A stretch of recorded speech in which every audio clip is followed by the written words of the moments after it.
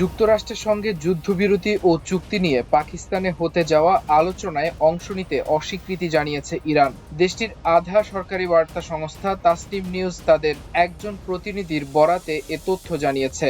সংস্থাটি জানিয়েছে, সাম্প্রতিক দিনগুলোতে যুক্তরাষ্ট্র তাদের অযৌক্তিক দাবি থেকে সরে না আসায় এই সিদ্ধান্ত নেওয়া হয়েছে।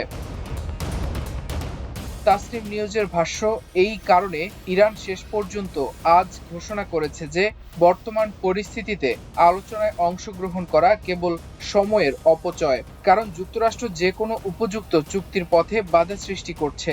তাই ইরান আমেরিকানদের সাথে কোনো আলোচনায় বসবে না। প্রতিবেদনে বলা হয়েছে, ইরান তাদের এই অবস্থানের কথা পাকিস্তানকে জানিয়ে দিয়েছে এবং মধ্যস্থতাকারীদের অবহিত করেছে যে আগামীকাল পাকিস্তানে অনুষ্ঠেয় আলোচনায় তারা উপস্থিত থাকছে না। তবে এই প্রতিবেদনের সত্যতা স্বাধীনভাবে যাচাই করা সম্ভব হয়নি। এদিকে ইরানের পার্লামেন্টের স্পিকারের উপদেষ্টা মাহাদি মোহাম্মদী বলেছেন, ট্রাম্পের যুদ্ধবিরতির ঘোষণা অর্থহীন। তিনি বলেন, পরাজিত পক্ষ থেকে শর্ত চাপিয়ে দিতে পারে না। মোহাম্মদী সামাজিক যোগাযোগ মাধ্যমে আরো বলেন, অবরোধ অব্যাহত রাখা বোমাবর্ষণের চেয়ে আলাদা কিছু নয় এবং এর জবাব অবশ্যই সামরিকভাবে দিতে হবে। তাছাড়া ট্রাম্পের যুদ্ধবিরতির মেয়াদ বাড়ানো নিশ্চিতভাবে একটি আকস্মিক হামলার জন্য সময় কেনার অপকৌশল। ইরানের পক্ষ থেকে পাল্টা উদ্যোগ নেওয়ার সময় এখন চলে এসেছে। ট্রাম্পের যুদ্ধবিরতির মেয়াদ বাড়ানোর ঘোষণার পর পাকিস্তানের প্রধানমন্ত্রী শাহবাজ শরীফ সামাজিক যোগাযোগ মাধ্যম এক্সে ট্রাম্পকে ধন্যবাদ জানিয়ে একটি পোস্ট করেন। পোস্টে তিনি লিখেন, আমার পক্ষ থেকে এবং ফিল্ড মার্শাল সৈয়দ আসিম মুনিরের পক্ষ থেকে চলমান কূটনৈতিক প্রচেষ্টাকে তার স্বাভাবিক গতিতে চলতে যুদ্ধবিরতির মেয়াদ বাড়ানোর জন্য আমাদের অনুরোধটি গ্রহণ করায় আমি প্রেসিডেন্ট ট্রাম্পকে আন্তরিকভাবে ধন্যবাদ জানাই। তিনি আরো বলেন, পাকিস্তান আলোচনার মাধ্যমে সমাধানের জন্য তার প্রচেষ্টা অব্যাহত রাখবে। ওই পোস্টে তিনি বলেন, আমি আন্তরিকভাবে আশা করি যে উভয় পক্ষ যুদ্ধবিরতি মেনে চলবে এবং সংঘাতের স্থায়ী সমাধানের জন্য ইসলামাবাদে নির্ধারিত দ্বিতীয় দফা আলোচনায় শান্তি চুক্তি সম্পন্ন করতে সক্ষম হবে।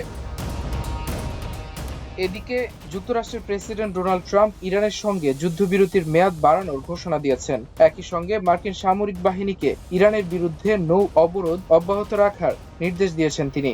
মঙ্গলবার মধ্যরাতে নিজের মালিকানাধীন সামাজিক যোগাযোগ মাধ্যম ট্রুথ সোশ্যালে দেওয়া বিবৃতিতে তিনি একথা জানান। বিবৃতিতে ট্রাম্প বলেছেন, যেহেতু ইরান সরকার গুরুতরভাবে বিভক্ত, তাই তেহরানের তরফ থেকে একটি সমন্বিত প্রস্তাব না আসা পর্যন্ত আমাদেরকে ইরানের উপর হামলা স্থগিত রাখতে আমাদেরকে অনুরোধ করেছে পাকিস্তানের ফিল্ড মার্শাল আসিম মুনির ও প্রধানমন্ত্রী শেহবাজ শরীফ। তাই আমি আমাদের সামরিক বাহিনীকে অবরোধ অব্যাহত রাখার নির্দেশ দিয়েছি। তবে আমরা অন্য সব দিক থেকে প্রস্তুত থাকব। ইরানের পক্ষ থেকে প্রস্তাব জমা না আসা পর্যন্ত এবং আলোচনা শেষ না হওয়া পর্যন্ত যুদ্ধবিরতির সময়সীমা বাড়ানো হলো।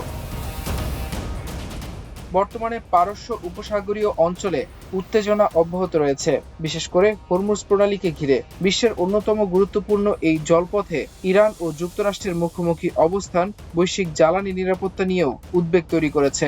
বিশ্লেষকরা বলছেন, এই পদক্ষেপ একদিকে যেমন কূটনৈতিক আলোচনার জন্য নতুন সুযোগ সৃষ্টি করেছে, অন্যদিকে সামরিক চাপও বহাল রাখছে, কারণ যুদ্ধবিরতি বাড়ানো হলেও নৌ অবরোধ অব্যাহত থাকায় ইরানের উপর অর্থনৈতিক ও কৌশলগত চাপ কমছে না। মাল্টিমিডিয়া ডেস্ক, আমার দেশ।